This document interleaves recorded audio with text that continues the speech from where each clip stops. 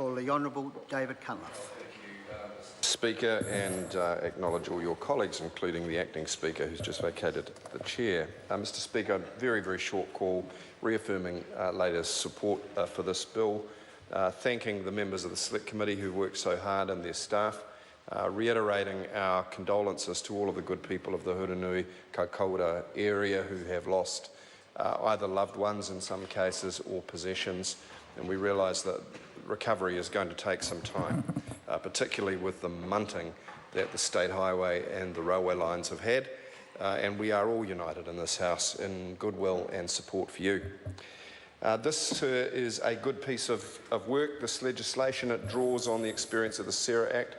I wish to acknowledge, perhaps unusually, Minister Brownlee for his work in administering the SARA Act and in the cooperative spirit that both he and the Attorney-General have brought to the deliberations of this legislation, sir, and it has drawn in part on the report, which has been a unanimous effort on behalf of all members across parties of the Regulations Review Committee, its inquiry into Parliament's legislative response to future national emergencies. So that made essentially 3 rules of thumb, clear as a bell, coming off the Christchurch experience. The first was executive powers to override enactments should exist only insofar as necessary to deal with the emergency itself and should only be exercised for that purpose. That is, no more special powers to the executive than are absolutely necessary and for the most narrow and limited of periods and processes.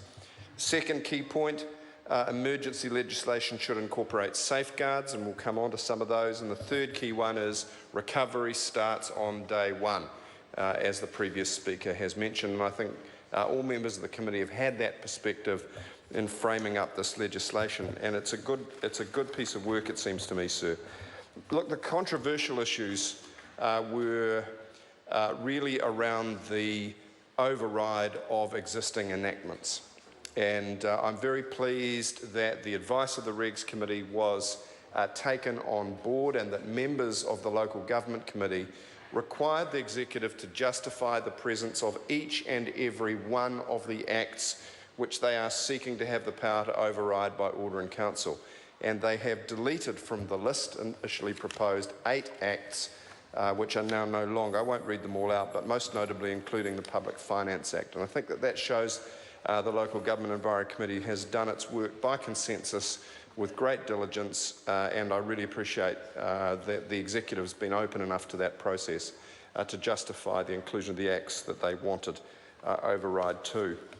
Sir, the tricky part too is what happens when you want to add by order in council a further act to the list, and the committee's helpfully clarified you need the near unanimous support of party leaders and an overview by the Regs Review Committee if that's going to occur. That seems like not a perfect compromise, but a reasonable compromise. It's not too rigid, and it allows for the fact that something might happen when the House is not sitting, and rather than call the House back, it provides a backup process that doesn't require the House. So that's about as far as members were able to get on that.